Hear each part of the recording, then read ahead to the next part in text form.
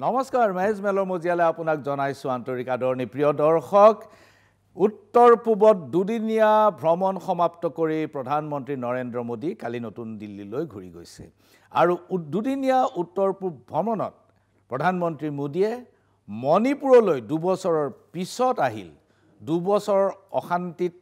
চলি থকা মণিপুৰত প্ৰধানমন্ত্ৰীৰ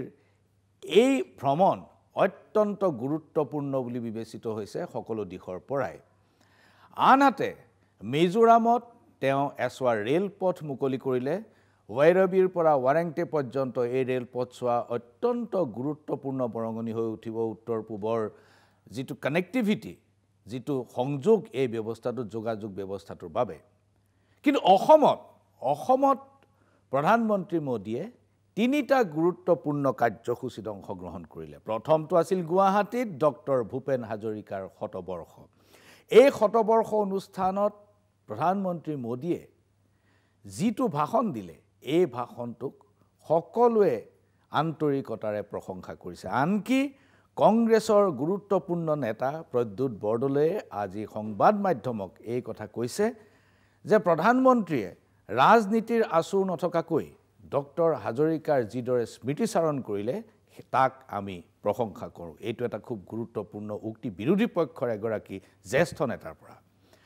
প্ৰধানমন্ত্ৰী মোদীয়ে ভূপেন হাজৰিকাৰ কাৰ্যক্ৰমণিকা শেষ কৰি তেওঁ গৈছিল নুমলীগড়লৈ আৰু নুমলীগড়ত তেওঁ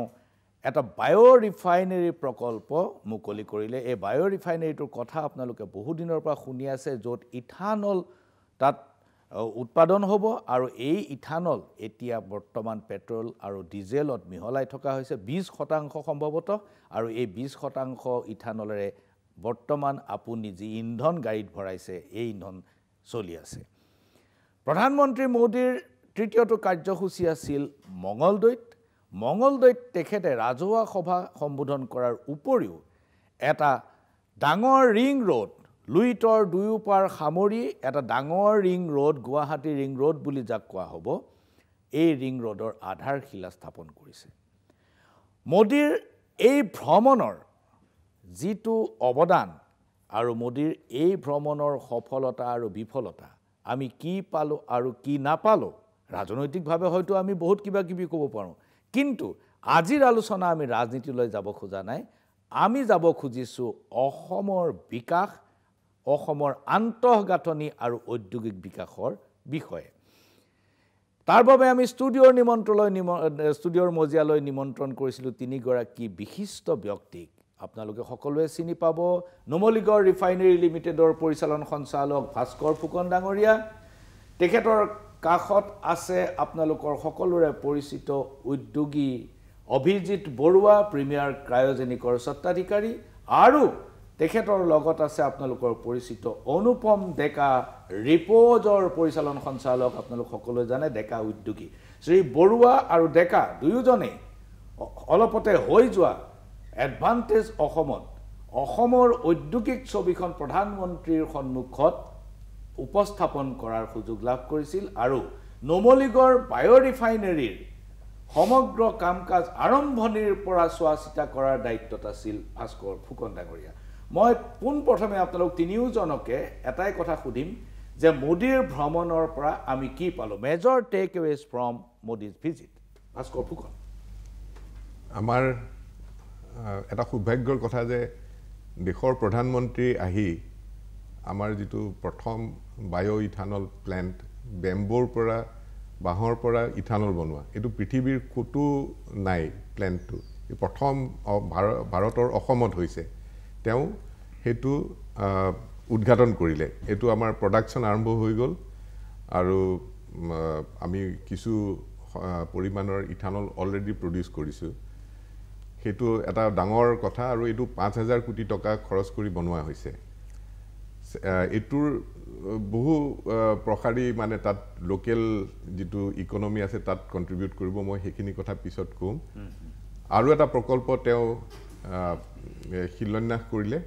যিটো আমি পলিপ্ৰপলিন বুলি কওঁ পলিপ্ৰপলিন আমি তাত বনাম প্ৰত্যেকটা ৰিফাইনেৰী এতিয়া এইটো প্ল্যান কৰিছে যে তেওঁলোকে পেট্ৰোকেমিক্যাল বনাব লাগে for their long term sustenance সেই দিশত আমিও কাম কৰিছোঁ আপোনালোকে জানিব যে আমি 3 মিলিয়ন টনৰ পৰা আমাৰ ক্ষমতা 9 মিলিয়ন টনলৈ আগবঢ়াবলৈ গৈ আছোঁ তাত এটা আমি পেট্ৰ FCC বুলি প্ৰজেক্ট এটা আনিছোঁ যিটোৱে প্ৰপিলিন প্ৰডাকশ্যন কৰিব পাৰে সেই প্ৰপিলিনটোকে আমি পলিপ্ৰপিলিনলৈ কনভাৰ্ট কৰিম পলিপ্ৰপিলিন যথেষ্টখিনি আমাৰ দৈনন্দিন ব্যৱহাৰ্য বস্তুত ইউজ হয় যেনেকৈ সিনটেক্স পানীৰ টেংকিৰ কথা সবেই জানে তাৰপিছত জিঅ' টেক্সটাইল চিট আদি বনাব পাৰি বহু বিভিন্ন ধৰণৰ ইউজ কৰিব পাৰি এইটো প্ৰকল্প তাৰ আধাৰশিলা তেওঁ স্থাপন কৰিলে এইটো প্ৰায় ৭,২০০ কোটি টকাৰ ওপৰত মূলতঃ ১২,০০০ কোটি টকাৰ প্ৰজেক্টৰ তেওঁৰ উদ্ঘাটন আৰু শিলান্যাস মিলাই পেলাই কৰিলে এই ভ্ৰমণতে অভিজিত বৰুৱা ডাঙৰীয়া আপোনাৰ মতে মোদীৰ ভ্ৰমণৰ ফলাফল কি ভাৰতৰ প্ৰধানমন্ত্ৰী এগৰাকী যেতিয়া অসমলৈ আহে আমাৰ ৰাজ্যলৈ আহে আমি তাক সদায় ভাল পাওঁ আৰু বিশেষকৈ নৰেন্দ্ৰ মোদী ডাঙৰীয়া অসমলৈ বহুবাৰ আহিছে আৰু প্ৰতিবাৰেই তেখেতে কিবা নহয় কিবা উদ্বোধন কৰিছে বা ফাউণ্ডেশ্যন ষ্টোন লে কৰি গৈছে লগতে তেখেতে প্ৰধানমন্ত্ৰী হোৱাৰ সময়তে প্ৰথমতেই তেখেতে এটা নিৰ্দেশনা সকলো মন্ত্ৰীলৈ দিছিলে যে এটলিষ্ট 3 মাহৰ ভিতৰত এবাৰকৈ তেওঁলোকে উত্তৰ পূৰ্বাঞ্চললৈ আহিব লাগিব গতিকে যোৱা কেইবছৰ মানে আমি দেখি আহিছোঁ যে সময়ে সময়ে প্ৰধানমন্ত্ৰী আৰু অন্যান্য মন্ত্ৰীসকলে ৰেগুলাৰ হিচাপত অসম আৰু উত্তৰ পূৰ্বাঞ্চল ভ্ৰমণ কৰি আহিছে এই তেখেতসকল ইয়াত অহাৰ লগে লগে তেওঁলোকে যেতিয়া ইয়াৰ আমাৰ সমস্যাবিলাক গম পায় আমাৰ মানুহৰ লগত তেখেতসকলৰ আদান প্ৰদান চলে নিশ্চয় সি এটা তাৰ সুদূৰ প্ৰসাৰী প্ৰভাৱ পৰে আৰু এটা খুবেই মই ভাল পাইছোঁ যে তেখেতে এইবাৰ অকল অসমেই নহয় আমাৰ চুবুৰীয়া মণিপুৰ আৰু মিজোৰামলৈও গৈছে মণিপুৰলৈ প্ৰধানমন্ত্ৰী যোৱা নাই বহুদিন যদিও তাত নানান সংঘাত হৈ আছে এনেকুৱা এটা সমালোচনা চলি আছিলে হয়তো তেখেতে সময় হয়তো হোৱা নাই বুলি ভাবি যোৱা নাছিলে বা তেখেতসকলৰ নিজৰ কাৰণ থাকিব কিন্তু এইবাৰ যে তেখেতে মণিপুৰলৈ গ'ল এইটো এটা আমাৰ উত্তৰ পূৰ্বাঞ্চলৰ কাৰণে এটা ভাল খবৰ আমি আনন্দিত হৈছোঁ আমাৰ মণিপুৰৰ সমস্যা হয়তো একেদিনাই তেখেত আহিলেই যে পিছদিনাখন সমস্যা সমাধান হৈ যাব সেইটো নহয় কিন্তু তেখেতসকলে আহি কথা বতৰা পাতিছে আমাৰ উত্তৰ পূৰ্বাঞ্চলৰ লোকৰ লগত ৰাজ্যৰ লগত আমি অতি ভাল পাইছোঁ আৰু মিজোৰামলৈ যোৱাও এটা খুব ডাঙৰ ছিগনিফিকেঞ্চ আছে কাৰণ মিজোৰামৰ যিটো ৰেলপথ তেখেতে উদ্বোধন কৰিছে এই ৰেলপথটো এটা মানে ইঞ্জিনিয়াৰিং মাৰ্ভেল যিটো টেৰেইনৰ মাজেদি এই ৰেলৰ লাইনটো বনোৱা হৈছে এইটো অত্যন্ত কঠিন কাম এটা হৈ পৰিছে বহু মানুহৰ মৃত্যুও হৈছে এই ৰেল লাইন বনাবলৈ গৈ পেলাই কিন্তু এসময়ত আজি আমি সেই ৰেল লাইন উদ্বোধন হৈ গ'ল আৰু তাত ৰেল চলাচল আৰম্ভ হৈছে এতিয়া মিজোৰামৰ মানুহে মিজোৰামৰ ৰেলত বহি গুৱাহাটীটো বাদেই দিছোঁ কলিকতা আৰু দিল্লীলৈকো তেওঁলোকে যাত্ৰা কৰিব পাৰিব গতিকে ইভন আমাৰ নিচিনা মানুহৰ মনতো এতিয়া এটা উৎসাহ জাগিছে যে আমিনো কিয় মিজোৰামলৈ নাযাওঁ এই যে ৰেল লাইন বনাই তুলিছে এইটো চাবলৈ নাযাওঁ কিয় কাৰণ আমি যি ফটো দেখিছোঁ বা টিভিত দেখিছোঁ আমাৰো এটা অনুপ্ৰেৰণা হৈছে যে আমি যাওঁ মিজোৰামলৈ আমিও চাওঁগৈ কেনেকুৱাকৈ এই ৰেল লাইন বনাইছে তাৰ যি প্ৰাকৃতিক সৌন্দৰ্য আছে তাক আমি উপভোগ কৰোঁ গতিকে এই সকলোবিলাক মিলাই পেলাই মই ভাবোঁ যে নৰেন্দ্ৰ মোদী ডাঙৰীয়াৰ এই উত্তৰ পূৰ্বাঞ্চল ভ্ৰমণ খুবেই আনন্দদায়ক আমাৰ সকলো লোকৰ কাৰণে আৰু আমি কি পালোঁ বা নাপালোঁ মোৰ মতে এইটো এটা কণ্টিনিউৱাছ প্ৰচেছ তেখেত আহিলে যে কিবা এটা দি গ'ল সেইটো নহয় যিবিলাক প্ৰকল্প চলি আছে বা হ'ব বুলি কৈছে এইবিলাকো এটা কণ্টিনিউৱাছ প্ৰচেছ চলি আছে চলি থাকিব তেখেত নাহিলেও হয়তো চলি থাকিব কিন্তু তেখেত আহিছে গতিকে কিছুমান এনাউন্সমেণ্ট কৰিছে আমি খুবেই ভাল পাইছোঁ আৰু আশা কৰিছোঁ যে সময়ে সময়ে তেখেত আহি থাকিব আৰু আমাক এনেকুৱা ধৰণে উৎসাহিত কৰিব ভাল ভাল খবৰ আমাক দি যাব অনুপম ডেকা মেজৰ টেকৱে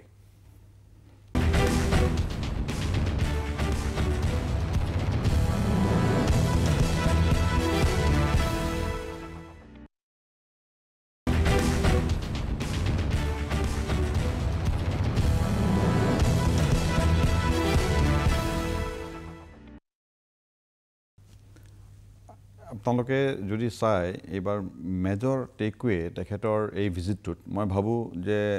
যিটো ৰিং ৰোড তেখেতে ঘোষণা কৰিলে মঙলদৈ বুলিয়ে নহয় এই ৰিং ৰোডটোৱে আপোনাৰ একচুৱেলি কি হৈছে এই ৰিং ৰোডটোৱে কামৰূপ দৰং আৰু মৰিগাঁও এই গোটেই ৰিং ৰোডটো আমাৰ গোটেই বিশেষকৈ গুৱাহাটী চিটিখনৰ কাৰণে এটা অত্যন্ত মানে লাভজনক হ'ব গুৱাহাটী চিটি কিয় হ'ব আপোনাৰ যিবিলাক আমাৰ লজিষ্টিক ট্ৰাকবিলাক যিবিলাক বাহিৰৰ পৰা আহে এতিয়া আপুনি দেখিছে যে সেইবিলাক গুৱাহাটী চিটি হৈয়ে বাইপাছতে যাব লাগে হয় এই গোটেই যাতায়াতৰ ৰাস্তাটো আপোনাৰ এইফালে বাইপাছ হৈ পেলাই আপোনাৰ কামৰূপেদি হৈ পেলাই দৰং মঙলদৈৰ কাষেৰে দৰং হৈ পেলাই তাৰপিছত মৰিগাঁও যিখন আপোনাৰ ব্ৰহ্মপুত্ৰ ব্ৰিজ আৰু এখন যিখন বনাব এইখন অলমষ্ট 3 কিলোমিটাৰ ব্ৰিজ সেইখন হ'ব গতিকে আপোনাৰ দেখিব যে যেতিয়া এই বাইপাছটো আপোনাৰ গুৱাহাটী চিটিৰ পৰা ডাইভাৰ্ট হৈ যাব আৰু আমাৰ এই কানেক্টিভিটিবিলাক যেনেকৈ ধৰক এতিয়া মই এটা উদাহৰণ দিছোঁ মই আজি মঙলদৈৰ পৰা আহিছোঁ এতিয়া মই মঙলদৈৰ পৰা গুৱাহাটীলৈ আহোঁতে মই কি কৰিব লাগে মই বাহিৰতে চাৰিআলি আহি পাব লাগে মই চাংচাৰি পাব লাগে মই জালুকবাৰী পাব লাগে তাৰপিছত জালুকবাৰীৰ পৰা মই মালিগাঁও হৈ পেলাই মই ফাঁচী বজাৰলৈ মই আহিব লাগে সোমাব লাগে এতিয়া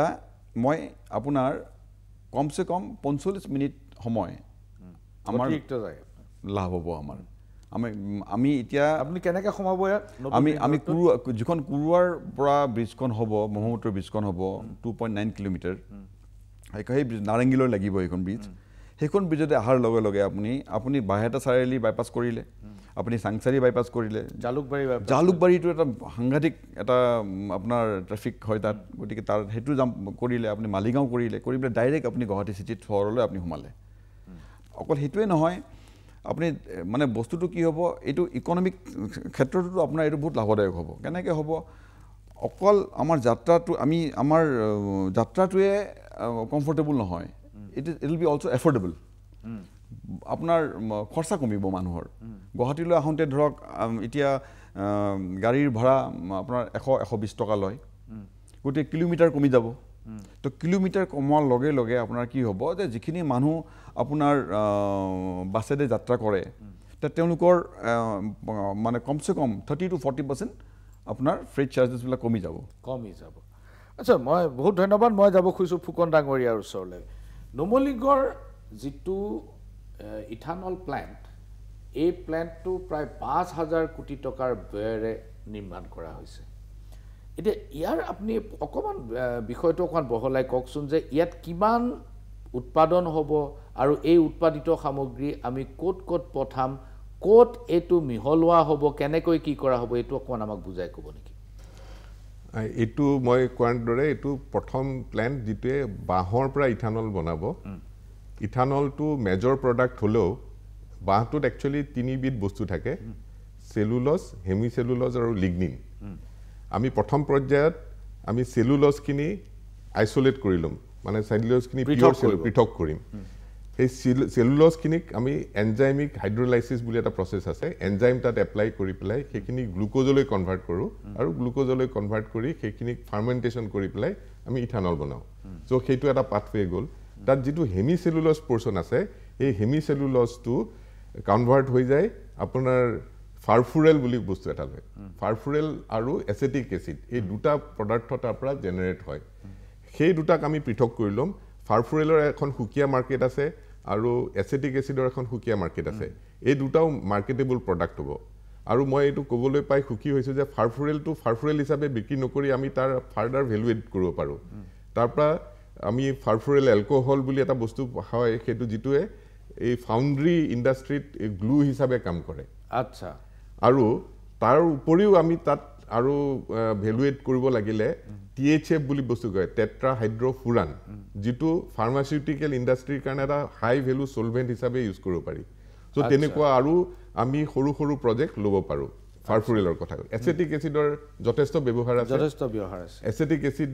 একচুৱেলি এচেটিক এচিডৰ পৰা আপুনি তাক কনভাৰ্ট কৰি আমি ফাৰ্মাচিউটিকেল প্ৰডাক্টলৈও লৈ যাব পাৰোঁ তাৰপিছত যিখিনি বাকী থাকি গ'ল লিগনিন পৰ্চনটো মই কৈছিলোঁ তুৰতে যে লিগনিনো থাকে লিগনিন পৰ্চনটো সদ্যহতে আমি লিগনিনটো বায়'কোললৈ কনভাৰ্ট কৰি আমি তাৰ সেইটো ফাৰ্নেছত জ্বলাই তাৰ পৰা ষ্টিম আৰু পাৱাৰ জেনেৰেট কৰিম 25 মেগাৱাট পাৱাৰ হ'ব তাৰে ভিতৰত 20 মেগাৱাট ৰিফাইনাৰীটো চলাবৰ কাৰণে হ'ব আৰু 5 মেগাৱাট আমি বিক্ৰী কৰিব পাৰিম এইখিনি গ্ৰীণ পাৱাৰ হয় তাৰ পৰা কোনো কাৰ্বন এমিশন নহয় এইটো এটা খুব ইন্টাৰেষ্টিং যে আপুনি ইথানলৰ লগত দুটাটো বাই প্ৰডাক্ট আপুনি কৰিলেই তাৰ উপৰি আপুনি বিদ্যুৎ উৎপাদন কৰিম আৰু এইটো আপুনি চাইছেনে এইটো ফিজিবিলিটিটো চাইছেনে এইটো সেই কাৰণে বেলেগ এইটো এই প্ৰসেসটোক কয় 2G বায়ো ইথানল প্ৰসেস 2G কেলে কয় নৰমালি ইথানল আপুনি চেনি কল বিলাকৰ পৰা হয় চেনিখিনি উলাই যোৱাৰ পিছত যেটো থাকে এটো সি হেভি মোলাসিস বা বি হেভি মোলাসিস বুলি কয় সেইখিনিৰ পৰা আমাৰ ইথানল প্ৰডাকশন হয় ফাৰ্মেন্টেশন কৰি পেলে কিন্তু আমি যেটো বাহৰ পৰা এটো খাদ্য সামগ্ৰী নহয় সেই কাৰণে এটো সেকেন্ড জেনাৰেশন ইথানল বুলি কয় আৰু যেহেতু আমি বাকি কিটা বাই প্ৰডাক্ট বনাম আৰু হিউ ৰেভিনিউ আৰ্ন কৰিব সেই কাৰণে আমাৰ বেলেগ 2G ইথানলৰ তুলনাত আমাৰ এটোৰ ভাইবিলিটিটো ভালকে আহিছে তাৰ ওপৰত আৰু মটা সৰু এড কৰি দিও এই আপোনাৰ যেটো বাহ যেটো চিপিং কৰি পেলাই আমি তাত ডাইজেশনৰ কাৰণে যাব লাগিব তেতিয়া 3 পৰা 4% বাহ আপোনাৰ গুৰি হৈ যায় সেই গুৰিখিনি নষ্ট নহবৰ কাৰণে আমি কি কৰিছো সেইখিনি লৈ আমি পাইৰোলাইসিস বুলি প্ৰসেস এটা কৰি সেইখিনি বায়োচাৰ বুলি বস্তু এটা বনাম বায়োচাৰটোৱে কি কৰিব পাৰে হেতু যদি আপুনি মাটিত ছটিয়াই দিয়ে মানে মাটিখিনি বাৰে বাৰে হাল বাই আপুনি তাত ইউৰিয়া প্ৰয়োগ কৰাৰ কাৰণে তাৰ সাইনোবেক্টেৰিয়া বুলি বস্তু এটা থাকে যেটোৱে কাৰ্বনটো ফিক্স কৰি ৰাখে মাটিত আৰু তাৰ কাৰণে উৰ্বৰতা আহে আস্তে আস্তে সেই উৰ্বৰতাটো হেৰাই যায় বাৰে বাৰে খেতি কৰি থাকে তাৰ মাইক্ৰ অৰ্গানিজমটো ধ্বংস হৈ যায় অনুজীৱটো মৰি যায় সেইখিনি এই বায়োচাৰ দিলে ডাইৰেক্টলি আপুনি কাৰ্বনটো তাত এপ্লাই কৰি দিলে আৰু সেইখিনি উৰ্বৰ হৈ যায় হেতুতে আমি খান্ত নাথাকি এই যেটো বায়োচাৰ হ'ব আমি তাৰ পৰা এক্টিভেটেড কাৰ্বন আমি বনাম ষ্টিমিং প্ৰসেস কৰিবা বা কেমিক্যাল প্ৰসেস কৰি এটো আৰু এটা হাই ভ্যালু প্ৰডাক্ট সো তেনেকে আমি গুটেই চেইনটো আমি এটা কল্পনা কৰি ৰাখিছো আৰু এটা ক্ষেত্ৰত হয় যেতিয়া ফাৰ্মেন্টেশন হয় বাই নেচাৰ কাৰ্বন ডাই অক্সাইড জেনাৰেট হয় সেই কাৰ্বন ডাই অক্সাইড খিনি আমি ক্যাপচাৰ কৰি প্লাই লিকুইফাই কৰি তাক ফুড গ্ৰেড কাৰ্বন ডাই অক্সাইড হয় এটো কোল্ড ড্ৰিংকস বনাবৰ কাৰণে বা ড্ৰাই আইস বনাবৰ কাৰণে আমি ব্যৱহাৰ কৰিম এখিনি আমাৰ পৰিকল্পনা বহুত ধন্যবাদ ফুকন ডাঙৰী এইখিনিতে লৈছো ক্ষণিক সময়ৰ বাণিজ্যিক বিৰতি চাই থাকক মেজমেল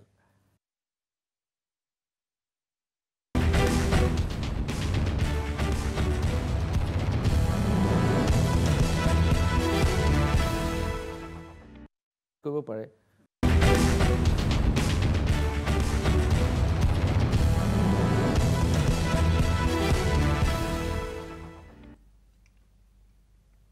পুনৰ ঘূৰি আহিছো মেজমেলৰ মজিয়ালে ভাস্কৰ ফুকন ডাঙৰীয়াই আমাক যিখন প্ৰতিচ্ছবি দাঙি ধৰিছে এখন খুব আশাব্যঞ্জক প্ৰতিচ্ছবি যে বাহৰ পৰা কেৱল ইথানলেই নহয় ইয়াত 3-4 বিধ বেলেগ বেলেগ প্ৰডাক্ট হ'ব আৰু আটাইতকৈ ডাঙৰ কথা যে বাহজোপাৰ এটা অংশও তাৰ আপোনাৰ হেৰি নহয় লোকসান নহয় ক্ষতি নহয় এটা অংশও পেলনি নাযায় প্ৰত্যেকটো অংশ ব্যৱহৃত হ'ব একেবাৰে মই যদি ভুল কৰা নাই অক্সিলাৰি ফাৰ্মাটিক্যাল ইনডেক্স ইনগ্ৰেডিয়েন্টসও তাত হ'ব নিশ্চয় গতিকে তেনেকুৱা ধৰণৰ উৎপাদনৰ পৰা আৰম্ভ কৰি আপোনাৰ খেতি পথাৰৰ উৰ্বৰতালৈকে সকলোখিনি কৰিব তাৰ মাজতে আকৌ বাহে বিদ্যুৎ উৎপাদন কৰিব এখন খুব আশাৰ প্ৰতিচ্ছবি তেখেতে দাঙি ধৰিছে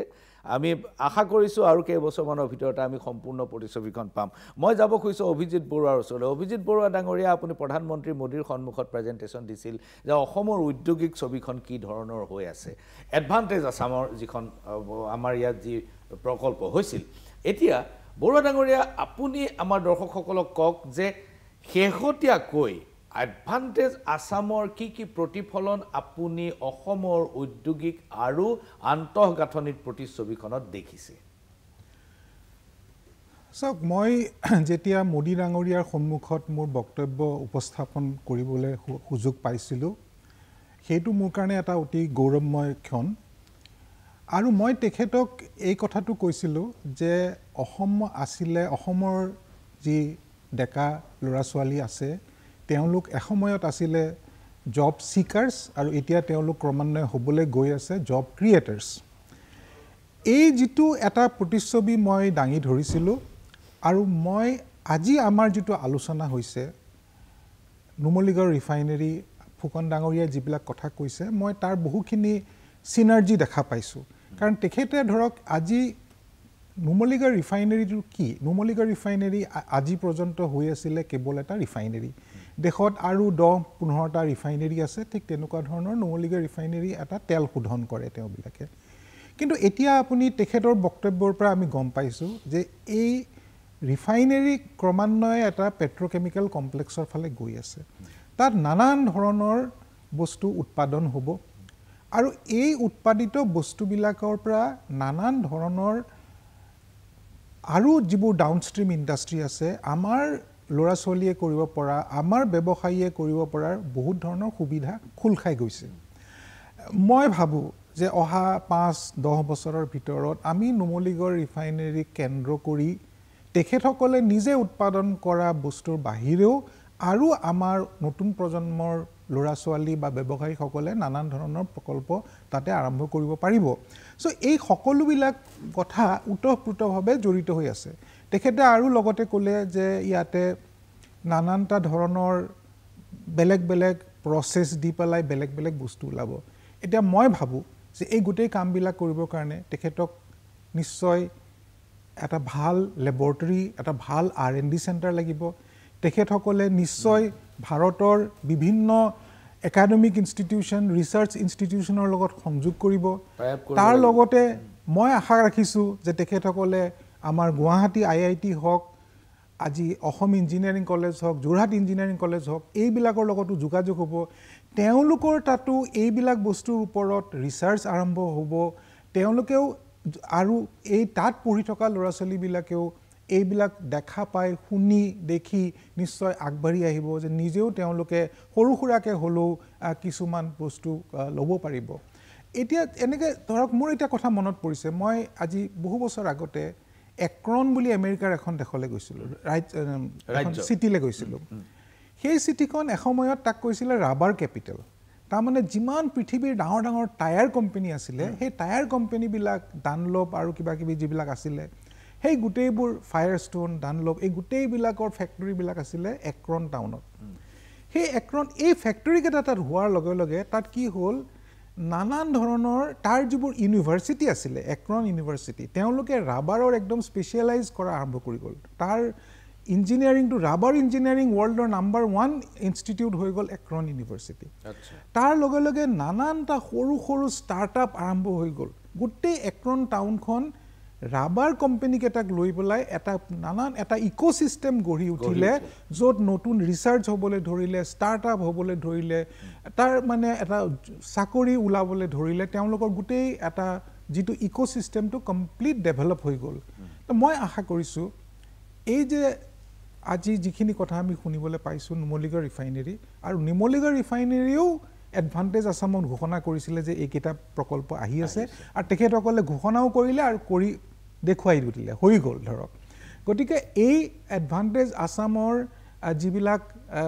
যিবিলাক ফলপ মানে যিবিলাক আহি আছে তাৰ বহুত সুদূৰ প্ৰসাৰী তেওঁলোকে যেনেকৈ কৰিছে আৰু বহু মানুহে কৰি আছে অলৰেডি আমি দেখা পাইছোঁ যে কিছুদিন আগতে আমাৰ মাননীয় মুখ্যমন্ত্ৰী ডাঙৰীয়াৰ প্ৰেজেন্সত কিছুমান বুজাবুজি চুক্তি হৈ গ'ল প্ৰায় 22,000 কোটি টকাৰ ইনভেষ্টমেণ্ট তেখেতে ঘোষণা কৰিছে আৰু এনেকুৱা নানান ধৰণৰ আৰু যিবিলাক মানে বহুকেইটা প্ৰকল্প আহি আছে তেখেতসকলে যিটো কৰিছে সেইটো তেখেতে বাৰে বাৰে কৈছে মই যিটো কথা শুনিছোঁ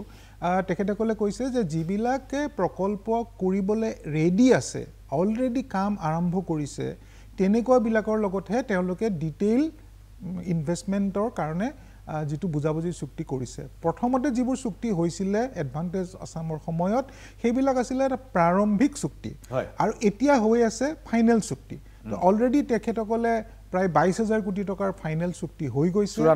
হৈ গ'ল সেই 22,000 কোটি টকাৰ কাম বৰ্তমান চলি আছে তাৰে ভিতৰতে মই জনাত কেইবাখনো হস্পিটেল কেইবাখনো হোটেল এনেকুৱা ধৰণৰ এইবিলাক যিবোৰ মানে প্ৰায় উদ্বোধন কৰিব পৰা ষ্টেজত আহি গ'ল অলৰেডি আৰু এতিয়া নেক্সট ষ্টেজত বোধ কৰোঁ অক্টোবৰ মাহত ছেপ্টেম্বৰত নহ'লেও অক্টোবৰ মাহত আৰু কিছুমান ডিটেইল বুজাবুজি চুক্তি হ'বলৈ গৈ আছে অলৰেডি বহুকেইটা তেনেকুৱা উদ্যোগৰ যিসকল আহিছে ইনভেষ্টাৰ তেওঁবিলাকৰ লগত ফাইনেল টাৰ্মছ এণ্ড কণ্ডিশ্যনবোৰ আসাম কেবিনেটে ফাইনেল কৰি পেলাইছে আৰু বুট কৰোঁ নেক্সট এমাহৰ ভিতৰত আমি আৰু বহু কিছু ঘোষণা শুনিবলৈ পাম গতিকে এই এটা যিটো এটা এডভান্টেজ আসামে যিটো এটা মানে উদগনি দিলে সকলোকে অসমলৈ আহিবলৈ আৰু অসমৰ উদ্যোগীসকলকো অসমৰ যুৱ প্ৰজন্মকো আগবাঢ়ি যাবলৈ উদ্যোগ স্থাপন কৰিবলৈ এই যিটো এটা যে বতৰা আনি দিছে এই বতৰাটো যিটো এনভাইৰনমেণ্ট এটা ক্ৰিয়েট কৰিছে এই এটা পৰিৱেশটো এডভান্টেজ আসামৰ এটা ডাঙৰ পৰিৱেশ আৰু এটা কথা আপুনি যিটো কৈ আছিলে যে আমি কি পালোঁ কি নাপালোঁ চাওক কোনেও কাকো একো নিদিয়ে সকলোৱে নিজেই নিজৰ কৰিব লাগিব আজি যদি আমি ভাবোঁ যে ভাৰত চৰকাৰে অসম চৰকাৰে আমাক কিবা কিবি বহুত কৰি দিব সেইটো ভুল কথা কাৰণ ইয়াতে আজিকালিৰ দিনত হৈছে কি সকলোৱেই কম্পিটিশ্যনৰ যুগ আজি সবেই আপুনি আজি ইয়াতে যদি এখন এটা আজি ৰিং ৰোড বনাবলৈকো অকল গুৱাহাটীতে যে ৰিং ৰোড হ'ব এইটো নহয় ভাৰতৰ আৰু বহুত চিটি আছে সকলোৱে বিচাৰে আমাৰো ৰিং ৰোড হওক আমাৰো হওক গতিকে এইবিলাক এটা কম্পিটিশ্যনৰ যুগ আহি গৈছে যে যোনখন ৰাজ্যই ভালকৈ নিজৰ প্ৰস্তাৱ দিব পাৰিব সেইবিলাকলৈ কামবিলাক সোনকালে হ'ব যোনে যি টকা আহে সেইবিলাক সোনকালে খৰচ কৰিব পাৰে তেওঁলোকলৈ আৰু টকা আহিব আৰু যিবিলাক ৰাজ্য পিছ পৰি থাকিলে সেইবোৰ পিছ পৰিয়ে থাকিলে গতিকে এই যিখিনি আজি আমাৰ ইয়াত যিবোৰ হ'বলৈ ধৰিছে হৈছে আৰু বহুতখিনি হ'ব বুলি আমি আশা দেখি আছোঁ এইবিলাকৰ ফালৰ পৰা এটা মইতো ভাবোঁ যে আমাৰ ভৱিষ্যতটো বহু ভাল আৰু আমি নিজৰ ভৰিৰ ওপৰত নিজে থিয় হৈ আনে কিবা দিব সেইটোলৈ নাচাই আমি নিজেই কৰিব পাৰিব লাগিব আৰু কৰিব পাৰা আৰম্ভ হৈছোঁ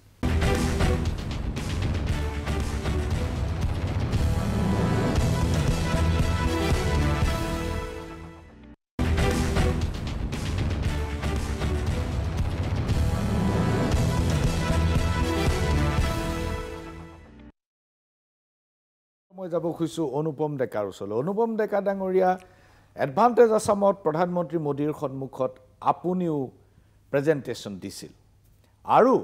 যেতিয়া আপুনি প্ৰেজেণ্টেশ্যন প্ৰধানমন্ত্ৰীৰ সন্মুখত দিছিল তেতিয়া এই ৰিং ৰোডটো আছিল এটা ধাৰণা আৰু এতিয়া এই ৰিং ৰোডৰ বাস্তৱায়ন প্ৰক্ৰিয়া আৰম্ভ হৈছে এতিয়া সেই এডভান্টেজ আসামৰ প্ৰতিচ্ছবিখন সন্মুখত ৰাখি এই ৰিং ৰোডটোৱে কিমান বৰঙণি দিব পাৰিব ঔদ্যোগিক ক্ষেত্ৰ খুব ভাল প্ৰশ্ন সুধিছে আপুনি এইটো আপুনি আজিৰ দিনত আপুনি যদি চাব যায় যে যদি আমি ইকনমিক ডেভেলপমেণ্টৰ কথা পাতোঁ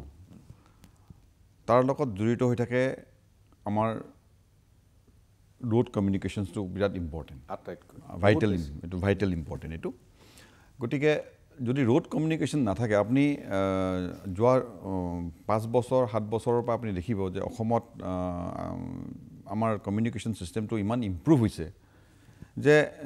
আমি এখন চহৰৰ পৰা যদি আমি গাঁৱলৈ যাব লাগে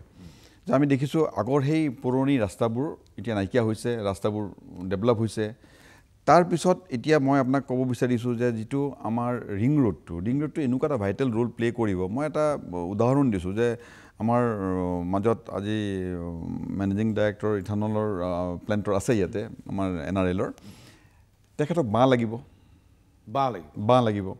এতিয়া তেখেতে যদি আমাৰ ডিষ্ট্ৰিক্টৰ পৰা যদি বাঁহ ল'ব খোজে বা বাক্সাৰ পৰা যদি বাঁহ আনিব বিচাৰে এতিয়া চাওকচোন আপুনি কেনেকুৱা এটা দীঘল পৰিক্ৰমা কৰি যাব লাগিব এই ৰিং ৰোডটো হোৱাৰ লগে লগে 2027ত মাহ কোৱা নাই তেখেতসকলে 2027ত এই ৰিং ৰোডটো কমপ্লিট কৰিম বুলি কৈছে টাৰ্গেট লৈছে গতিকে যে যেতিয়া এই আপোনাৰ কেঁচা সামগ্ৰী বস্তুবিলাক যিবিলাক লৈ আহে আৰু আমাৰ যদি কমিউনিকেশ্যনটো যদি একদম নিয়াৰ হৈ যায় যে আমাৰ ডিষ্টেঞ্চবিলাক যদি কমি যায় ৰাস্তাৰ কণ্ডিশ্যনবিলাক যদি আহল বহল ডাঙৰ ৰাস্তা হয় যেনেকৈ এইটো 6 বাইলেন হ'ব বুলি কৈছে এইটো 6 লেন ৰাস্তা এটা হ'ব গতিকে আপোনাৰ কি হ'ব সময়ৰ লগত আপোনাৰ খৰচা টকা পইচাৰ খৰচা তাৰপিছত টাইম আটাইতকৈ ডাঙৰ কথাটো হৈছে সময় সময়টো আপোনাৰ বহুত কম লাগিব গতিকে তাৰপিছত কি হ'ব আপোনাৰ দেখিব যে যেতিয়া এটা ইমান ডাঙৰ ৰাস্তা এটা ইমূৰৰ পৰা সিমূৰলৈ কানেকশ্যন হ'ব আজি এই ৰাস্তাটোৰ পৰা এই ৰিং ৰোডটোৰ পৰা আমি মানে সোণাপুৰলৈ আমি ডাইৰেক্টলি আমি কানেক্টেড হৈ যাম গতিকে আপুনি যিকোনো বস্তু এতিয়া যিকোনো বস্তুৰ আৰু ৰাস্তাৰ কাষে কাষে এটা ৰাস্তা যেতিয়া হয় আপুনি দেখিব যে ৰাস্তাৰ কাষত আপোনাৰ তাতে industrial land commercial land develop হয় গতিকে আমাৰ অসমত এটা ইতিমধ্যে আমাৰ অভিজিৎ দাই ক'লে যে বহুত উদ্যোগ আহিব আমাৰ এটা সমস্যা আছে কি আমাৰ মানে সঠিক আমাৰ যিমানখিনি মাটি লাগে সেই মাটিখিনি আমাৰ তাত এতিয়া ৰেডি নাই গতিকে যেতিয়া ৰাস্তা এটা ডেভেলপ হ'ব ৰাস্তাটোৰ কাষে কাষে যিবিলাক ৰাস্তাটো গ'লেহে মাটিত আপুনি যাব পাৰিব গতিকে আমাৰ যিটো সপোন আছে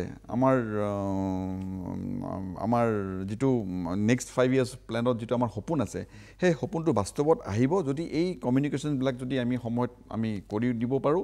আৰু গোটেই ৰাস্তাৰ কাষত আমি গোটেই ৰাস্তাবোৰৰ কাষে কাষে আমাৰ ইণ্ডাষ্ট্ৰিয়েল কমাৰ্চিয়েল লেণ্ডবিলাক আহিব ডেভেলপ হ'ব আৰু লেণ্ড ইজিলি আপোনাৰ এভেইলেবল হ'ব এতিয়া বহুত গভৰ্ণমেণ্ট লেণ্ড আছে গভৰ্ণমেণ্টে দিব খুজি আছে গভৰ্ণমেণ্টে কৈছে আমাৰ মাটি আছে নাথাকা নহয় দিব খুজি আছে কিন্তু কমিউনিকেশ্যন তাত যোৱা সেইফালে যদি ৰাস্তাটো যায় তেতিয়া সেই মাটিৰ মূল্যটো বাঢ়িব আৰু তেতিয়া সেইবোৰ ইউজ হ'ব ব্যৱহাৰ হ'ব আকৌ এই ৰাস্তাটো যেতিয়া ডেভেলপ হ'ব আপুনি দেখিব যে আমাৰ যিটো আমি সদায় কৈ থাকোঁ আমি আনএমপ্লয়ড মানে আমাৰ এটা সদায় আমাৰ এটা ক্ৰাইচিছ আছে আমি এমপ্লয় ইমান জেনেৰেট কৰিব পৰা নাই গতিকে যেতিয়া এই হাজাৰ কোটি টকাৰ কামবিলাক হ'ব আমাৰ বহুত জুনিয়ৰ ইঞ্জিনিয়াৰ চাকৰি বিচাৰি বহি আছে বহুত একাউণ্টেণ্ট BCom পাছ কৰি বা MCom পাছ কৰি বহি আছে তেওঁলোকৰ কাৰণে এটা জীৱিকাৰ ৰাস্তা ওলাব তেওঁলোকৰ কাৰণে এটা জীৱিকা হোৱাইট কলাৰ জবৰ পৰা আৰম্ভ কৰি অন্যান্য ধৰণৰ চাকৰিও বিভিন্ন ওলাব হয় বহুত ধন্যবাদ ডেকা ডাঙৰীয়া এইখিনিতে ল'ব লাগিব ক্ষণিক সময়ৰ বাণিজ্যিক বিৰতি চাই থাকক মেজবাহেল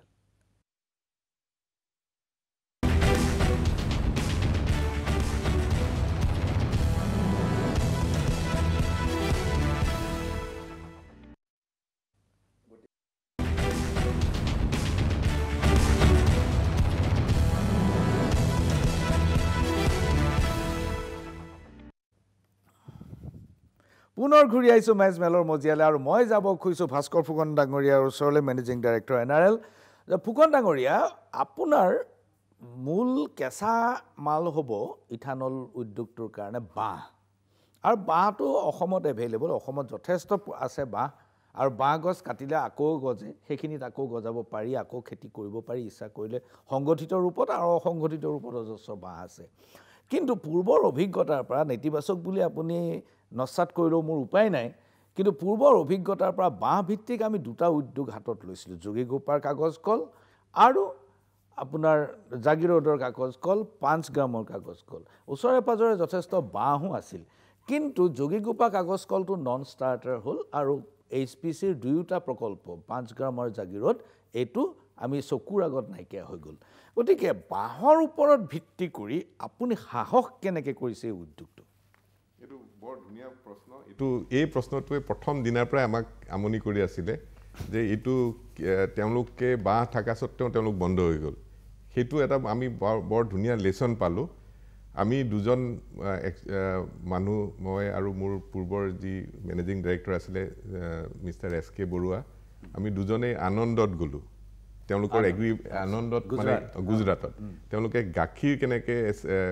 একুমুলেট কৰে সেই মডেলটো আমি অলপ চালোঁ আৰু চাই পেলাই আমুলৰ তাত গৈ পেলাই এইটো বুজিলোঁ যে তাত যদি মিডল মেন সোমাই তাত দিগদাৰী আছে সেইকাৰণে আমি এগ্ৰিগেশ্যন মডেলত গ'লোঁ এতিয়া যদি আপুনি চাই এতিয়া যিটো মই বৰ্তমান সময়লৈ আহি যাওঁ আমি কি কৰিছোঁ এটা পৰ্টেল খুলি দিছোঁ তাত বাঁহ খেতিয়কবিলাকে তাত লগ ইন কৰি তেওঁলোকে নিজকে ৰেজিষ্টাৰ কৰি ল'ব পাৰে পঞ্জীয়ন কৰিব পাৰে আৰু আপুনি জানি সুখী হ'ব এই ট্ৰায়েল ফেজতেই এই প্ৰডাকশ্যন জাষ্ট আৰম্ভ হৈছে 3500 খেতিয়কে অলৰেডি তাত পঞ্জীয়ন কৰিলে আপোনাক অভিনন্দন এইটো খুব ডাঙৰ সফলতা আৰু তেওঁলোকে বাঁহখিনি আহি পেলাই আমাক ডাইৰেক্টটো দিব পাৰে আৰু আমি গাঁৱে গাঁৱে চিপিং মেচিন কিছুমান খোলাই দিছোঁ আমি তেওঁলোকক নাম দিছোঁ লোকেল লেভেল এণ্টাৰপ্ৰিনৰ তেওঁলোকে প্ৰায় 1 কোটি 20 লাখ টকা খৰচ কৰি সেনেকুৱা বাঁহ কাটা মেচিন লগাই তাত এখন ৱে ব্ৰিজ থাকে আৰু তেওঁলোকৰ ইলেক্ট্ৰিকেল কানেকশ্যন থাকে আৰু অলপ মাটি লাগে য'ত বাঁহবিলাক জমা কৰিব পাৰি তো তেওঁলোকৰ তাতে প্ৰথমতে বাঁহখিনি দিয়াৰ লগে লগে তেওঁলোকৰ চাৰ্টিফিকেশ্যনৰ ভিত্তিতে 4 বা 5 দিনৰ ভিতৰত তেওঁলোকৰ বেংক একাউণ্টত খেতিয়কসকলৰ বেংক একাউণ্টত পইচা সোমাই যায় না এই যে লোকেল লেভেল এণ্টাৰপ্ৰিনাৰ হয়। এই যিটো আপুনি কমিউনিটি এটা সৃষ্টি কৰিছে হয়। এইটোত মানে তেওঁলোকে আমাৰ থলুৱা যুৱকবিলাকে কৰিছে নেকি এই শ্বিপিং মেচিনবিলাক ইনষ্টলেশ্যন কোনে কৰিছে তেওঁলোকে খুলি লৈছে হয় নেকি মানে লোকেল যুৱকবিলাকে কৰিছে যোন যিসকল অলপ উদ্যমী আৰু বিজনেছ কৰিব খোজে তেওঁলোকে সেইটো কিনি লৈছে আমি এটা মেচিন আজি 4 বছৰৰ পৰা আমি ক্ৰিয়েট কৰাই বুলিয়ে ক'ব লাগিব কেৰেলাৰ এজন মানুহৰ লগত লগ লাগি পেলাই যিটো বাঁহটো কাটোতে ব্লেডখন ধাৰটো কমিব নালাগিব আমি বাৰে বাৰে সেইটো মানে বহুত ট্ৰায়েল লৈ সেইটো এষ্টাব্লিছ কৰিলোঁ আৰু গোটেই প্ৰকল্পটোত তেওঁলোকৰ 1,20 লাখ মান টকা খৰচ হয় আৰু বেংকেও লোন দিছে সো তেওঁলোকে অলৰেডি 5টা তেনেকুৱা শিপিং অলৰেডি চালু হৈ গৈছে আৰু প্ৰায় টোটেল আমি 50টা মান হ'ব যেতিয়া আমি পূৰ্ণ পৰ্যায়ত প্ৰডাকশ্যনলৈ যাম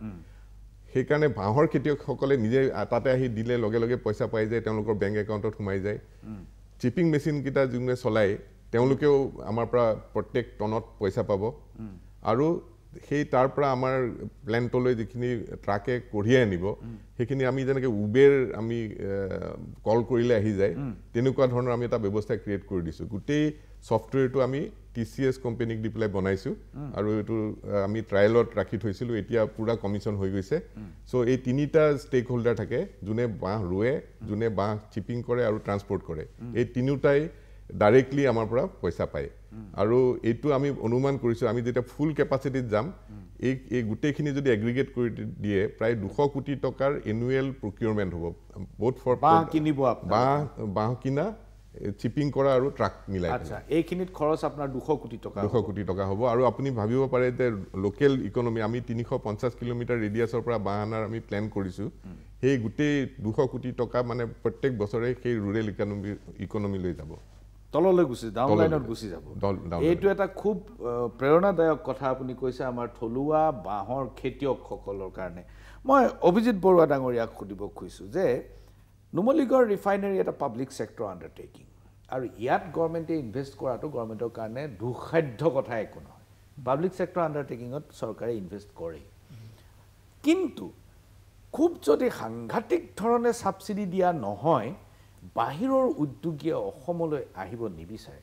খুব ডাঙৰ ছাবচিডি তেওঁলোকে বিচাৰে আৰু এইদৰে ছাবচিডি দিওঁতে এতিয়া কিছুমান ক্ষেত্ৰত ক'বলৈ বেয়া কিন্তু ডাঙৰ কৰ্পৰেটে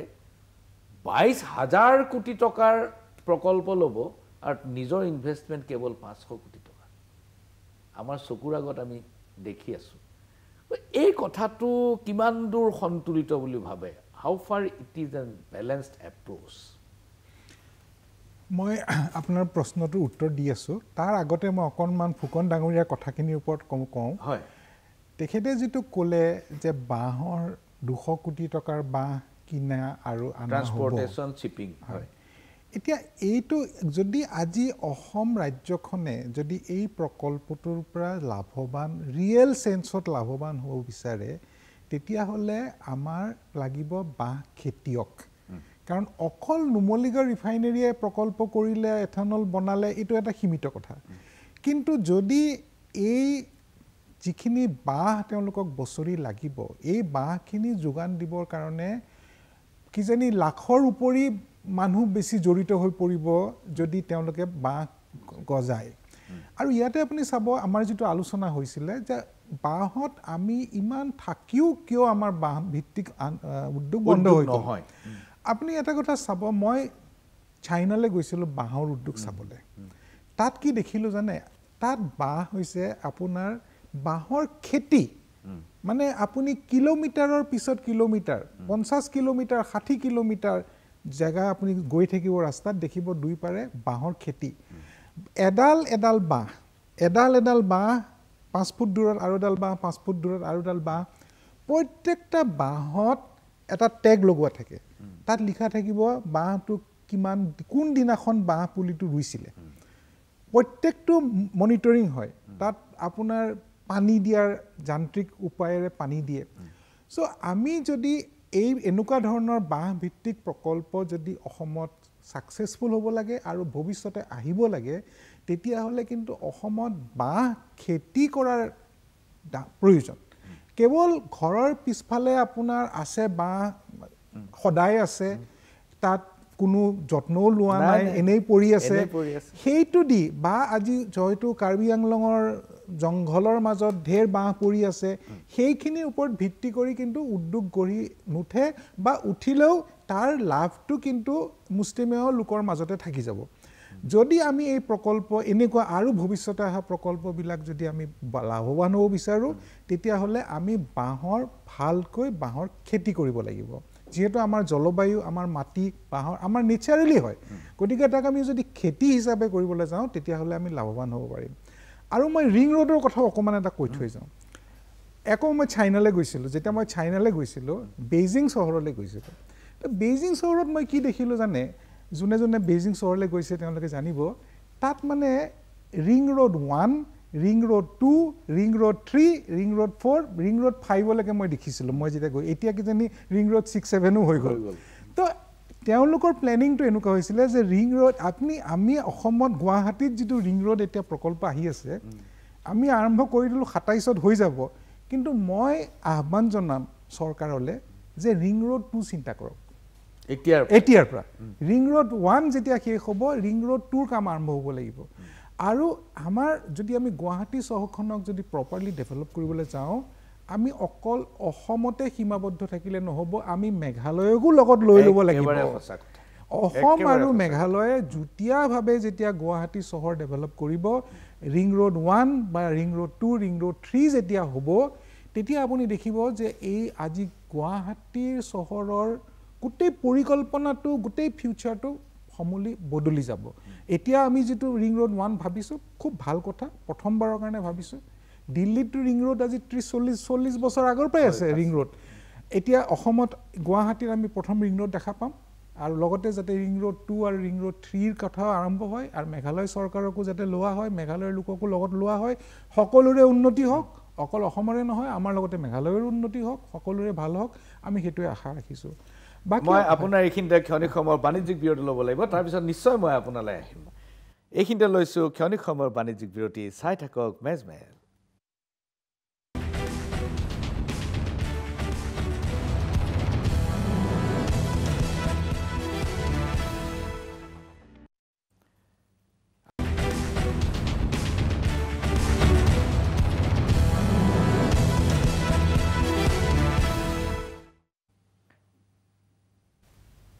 পুনৰ ঘূৰি আহিছোঁ মেজমেলৰ মজিয়ালৈ মই যাব খুজিছোঁ অভিজিত বৰুৱা ডাঙৰীয়াৰ ওচৰলৈ মেঘালয়ক সাঙুৰি পেলাই আপুনি যিটো কথা প্ৰকল্পৰ কথা কৈছে এইটো এটা সুন্দৰ ধাৰণা আপুনি দিছে মই পুনৰ আকৌ আপোনাক সুধিব খুজিছোঁ যে হেভি ছাবচিডি নহ'লে ইয়ালৈ কিন্তু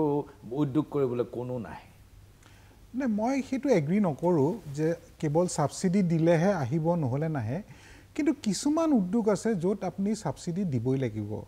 ধৰক আজি সেমিকন্ডাক্টৰ ইণ্ডাষ্ট্ৰি যেনেকৈ টাটাই কৰিছে এতিয়া যিটো গোটেই এই সেমিকন্ডাক্টৰ ইণ্ডাষ্ট্ৰিটো হৈছে এটা ৱৰ্ল্ড ইণ্ডাষ্ট্ৰি আৰু এই ইণ্ডাষ্ট্ৰিটো ডমিনেট কৰি আছে টাইৱান চাইনা জাপান এইবিলাক কাণ্ট্ৰিত কৰি আছে আজি ভাৰতবৰ্ষ অসমৰ কথা মই বাদেই দিছোঁ ভাৰতবৰ্ষত যেতিয়া সেমিকন্ডাক্টৰ বনাবলৈ যায় তেতিয়া এই সেমিকন্ডাক্টৰৰ খৰচ বহুত বেছি হৈ যায় কাৰণ আমাৰ সেই ইক'চিষ্টেমটো নাই গতিকে ভাৰত চৰকাৰে এটা আঁচনি কৰিলে যে আমি 50% ছাবচিডি দিম অসম বুলি নহয় ভাৰতবৰ্ষৰ সকলো জেগাতে প্ৰথম কেইটামান উদ্যোগক সদায় কাৰণে যে দি থাকিব এইটো নহয় কিন্তু প্ৰথম কেইটামান উদ্যোগক আনিবৰ কাৰণে ছাবচিডি দিব লগা হৈছে সেমিকন্ডাক্টৰ ভাৰত চৰকাৰে দিছে ঠিক তেনেকৈ অসমেও আজি ধৰক গুজৰাটত নকৰি পেলাই যদি সেমিকন্ডাক্টৰ ইণ্ডাষ্ট্ৰি এটা অসমত কৰিব লাগে মহাৰাষ্ট্ৰত নকৰি যদি অসমত কৰিব লাগে নিশ্চয় কিছুমান বস্তু এজন ইনভেষ্টৰে বিচাৰিব যে অসমত কৰিলে আমাৰ খৰচ বহুত বেছি হৈ যায় গতিকে আমাক কিছু ছাবচিডি দি সেইখিনি মেকআপ কৰি দিব লাগে সো এইখিনিলৈকে জাষ্টিফাইড আছে কিন্তু আজি যদি এটা উদ্যোগ স্থাপন কৰি তাত যদি কোনো এমপ্লয়মেণ্ট নহয় তাৰ পৰা যদি টেক্স জেনেৰেট নহয় তেতিয়াহ'লে মই ভাবোঁ তেনেকুৱা ধৰণৰ উদ্যোগ আনি পেলাই কৰা আৰু নকৰাৰ মাজত একো ডিফাৰেন্স নাই কিন্তু যদি এমপ্লয়মেণ্ট জেনেৰেশ্যন হয় যদি এই উদ্যোগে যদি আমাৰ টেক্স GST যদি অসম চৰকাৰক দিয়ে তেতিয়াহ'লে নিশ্চয় তাৰে কিছু শতাংশ তেখেতসকলক দিয়াটো মই ভাবোঁ দিয়াটো উচিত আৰু দিলে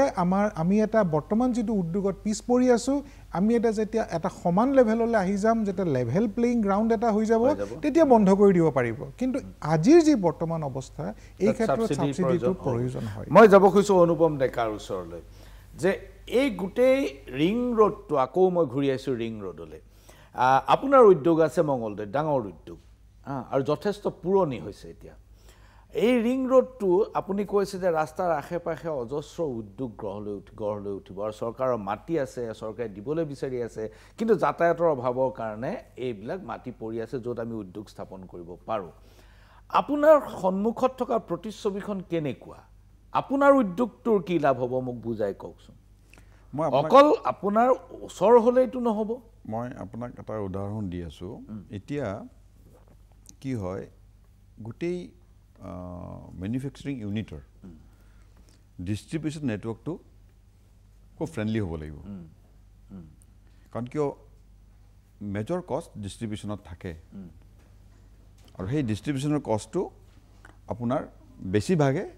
আপোনাৰ লজিষ্টিকত থাকে লজিষ্টিকছত থাকে গতিকে কি হয় আপোনাৰ যদি লজিষ্টিক মুভমেণ্টটো যদি ইজি হয় ফ্ৰেণ্ডলি হয় তেতিয়া আপোনাৰ আকৌ কৈছোঁ মই যে সময় আৰু কষ্ট এটা সাংঘাতিক ধৰণৰ ইম্পেক্ট আহে অলপ আগতে অভিজিৎ দাই কোৱাৰ নিচিনা মই আপোনাক কওঁ যে আমি যিবিলাক উদ্যোগ তাত চলাই আছোঁ সেই উদ্যোগবিলাক আমি কোনবিলাক উদ্যোগ চলাই আছোঁ কোনবিলাক উদ্যোগ আমি কোনবিলাক প্ৰডাক্ট বনাই আছোঁ আমি যিবিলাক নৰ্থ ইষ্টত কনজিউম কৰিব পাৰি গোটেইকেইখন ষ্টেটত কনজিউম হৈ যায় আৰু সোনকালে কনজিউম হৈ যায় আমি সেইবিলাক প্ৰডাক্টে বনাই আছোঁ আপুনি ৰিপ'জটো জানে অলৰেডি কৈছে কিন্তু আপুনি এইটো শুনি ভাল পাব যে গোটেই ব্ৰিটেনিয়া কেকবিলাক যে বজাৰত বিক্ৰী হয় সেইটো আমি বনাওঁ হয় ব্ৰিটেনিয়া আপোনাৰ আৰু গোটেই ORSL যিবিলাক আপোনাৰ জনছনৰ বনায় সেইটো আমি বনাওঁ আৰু এইটো শুনি ভাল পাব যে এই যেতিয়া কমিউনিকেশ্যনটো ইজি হৈ যাব হোৱাৰ লগে লগে আমাৰ যিটো ধৰক ইয়াৰ লগত আকৌ আমাৰ ইনভেণ্টৰীটো জড়িত হৈ থাকে আমি কি ভাবোঁ সদায় যে ইমান ডিষ্টেঞ্চত আহিব লাগিব সেইটোক বেক কেলকুলেশ্যন কৰি আকৌ আমি আমাৰ ষ্টকটো বেছি ৰাখিব লাগে সেইটো ষ্টকৰ লগত মোৰ ফিনিছ গুড বেছি ৰাখিব লাগে গতিকে এই গোটেই চেইনটো আপোনাৰ এটা সাংঘাতিক ধৰণৰ এটা ইম্পেক্ট আহিব আপোনাক এটা দেখিছে আপুনি আমি নলবাৰী বৰপেটা ৰোড যিটো ৰাস্তাটো হৈ গ'ল এতিয়াতো আপুনি সেই ৰাস্তাটোত আজি 7 বছৰ আগৰ কথা কৈছোঁ মই কাষত আপুনি কিমানটা উদ্যোগ আছিলে এতিয়াতো আপুনি যদি ইয়াৰ পৰা গৈ পেলাই একদম ৰঙিয়া পাৰ হৈ যায় আপুনি দেখে দুই কাষত আপোনাৰ গোডাউন উদ্যোগবিলাক আহিছে 1 নম্বৰ আপুনি যদি গোৱালপাৰালৈ যায় এয়াৰপৰ্টৰ এইফালে মিৰ্জা হৈ পেলাই আপুনি দেখিছে সেই ৰাস্তাটো ডেভেলপ হৈ আছে লগে লগে ইণ্ডাষ্ট্ৰীবোৰ ডেভেলপ হৈ আছে গতিকে আপোনাৰ ৰিং ৰোডটোৱে যিটো আহি আছে আমাৰ ভৱিষ্যত যিটো ৰিং ৰোড হ'ব এইটো এটা সাংঘাতিক ধৰণৰ ইম্পেক্ট আহিব ইয়াত বহুত ধন্যবাদ ডেকা ডাঙৰীয়া সময় কমি আহিছে মই ভাস্কৰ ফুকনৰ ওচৰলৈ যাব খুজিছোঁ আপুনি নুমলীগড়ৰ আশে পাশে থকা লোকসকললৈ আপোনাৰ কি আহ্বান আপুনি কি ক'ব বাঁহ খেতিৰ প্ৰসংগত আপুনি কি মেছেজ দিব খোজে মোক সময় যিহেতু কম মই 2-3টা পইণ্টেড বস্তু ক'ব খুজিছোঁ মই বৰুৱা ডাঙৰীয়াৰ এটা কথা ক'ব খুজিছোঁ আমি আগুৱাই গৈ একচুৱেলি টিচু কালচাৰ কৰি বাঁহৰ পুলি আমি প্ৰডিউচ কৰিছোঁ আৰু অসম গভৰ্ণমেণ্টৰ লগত আমি চুক্তি কৰি 3খন ডাঙৰ নাৰ্চাৰী কৰিছোঁ 15 হেক্টৰ মাটিত 60 লাখ পৰ্যন্ত আমি অলৰেডি পুলি বনাব আৰম্ভ কৰিছোঁ আৰু এই পুলিবিলাক আমি খেতিয়কক ফ্ৰী অফ কষ্ট দিওঁ আৰু আমি যেহেতু এনগেজ কৰিছোঁ আমি গ্ৰাম সভা পাতিছোঁ মানুহক কৈছোঁ যে আপোনালোকে প্লিজ বাঁহ ৰুৱক আৰু আমাক ছাপ্লাই কৰক আৰু লগে লগে পইচা পাওক এইটো এটা বৰ এট্ৰেক্টিভ বস্তু অসমীয়া মানুহৰ অলপ হাঁহি উঠা স্বভাৱ এটা আছে আপুনি দেখিছিলে পিচিও বনালে চবেই পিচিও মই এইটো ভাবিছোঁ যে এই বাঁহ ৰোৱাটো সেই পিচিওৰ দোষটো এই বাঁহ ৰোৱাটোত আহক যাতে সকলোৱে বাঁহ ৰুৱে আৰু আমাৰ ছাপ্লাইটো ভাল হৈ থাকে আৰু তাৰ উপৰিও আপুনি এই পইণ্টেড মই আৰু এটা কথা কৈছোঁ যে আমাৰ তাত বহুত কেমিকেল কনজিউম হ'ব তাৰ ভিতৰত এটা হ'ল ফৰ্মিক এচিডটো ইজিলি আপুনি মিথানলৰ পৰা বনাব পাৰে আৰু আমাৰ মিথানল উদ্যোগ এটা আছেই ফৰ্মিক এচিডটো যদি আমি ইয়াত বনাই কোনোবাই উদ্যোগে আহি পেলাই বনায় সেইটোৱে আমাৰ তাতে কনজামশ্যন কেৱল নহ'ব আমাৰ ইয়াতে ৰবৰ ইণ্ডাষ্ট্ৰী আছে ত্ৰিপুৰা আৰু নাগালেণ্ডত ৰবৰ এক্সট্ৰেকশ্যনৰ কাৰণেও ফৰ্মিক এচিডটো ব্যৱহাৰ হয় মোৰ দৃঢ় বিশ্বাস যে নেক্সট 2-3 বছৰৰ ভিতৰত ফৰ্মিক এচিড ইণ্ডাষ্ট্ৰী এটা আহিব তৃতীয় কথাটো হ'ল আপোনাৰ যিটো এনজাইম আমি নবজাইম বুলি এটা বহুজাতীয় কোম্পানীৰ পৰা কিনি আছো সেইটো আমাৰ নতুন আমাৰ গুৱাহাটীতে এজন লৰাই সেইটো জিনোম এনালাইসিস কৰি আপুনি জানি সুখী হ'ব আমি আমাৰ ষ্টাৰ্টআপ ফাণ্ড এটা আছে তেওঁ আমাৰ সেই যেনেকে টেকনলজি ৰেডিনেছ লেভেল বুলি এটা লেভেল থাকে TRL 9 পালে আপুনি মানে কমাৰ্চিয়েল হৈ তেওঁ অলৰেডি TRL 5ত আছে আমি ভাবো 1.5 বছৰ মানৰ ভিতৰত তেওঁ এটো উদ্যোগিক স্কেলত তেওঁ এনজাইমটো বনাই আমাক সাপ্লাই কৰিব পাৰিব এইকিটা আমাৰ সিলভাৰ লাইনিং আছে ইকোসিস্টেমটো ডেভেলপ বহুত ধন্যবাদ আপোনালোক তিনিওজন অতি ব্যস্ত মানুহ আৰু এই ব্যস্ততাৰ মাজত আপোনালোক মেজমেললৈ অহাৰ বাবে আটাইলৈকে মোৰ ধন্যবাদ জ্ঞাপন কৰিলোঁ আৰু আশা কৰিছোঁ ভৱিষ্যতৰ দিনবিলাকত আমি পুনৰ লগ পোৱাৰ আশাৰে আজিলৈ ইমানতে সামৰিছোঁ নমস্কাৰ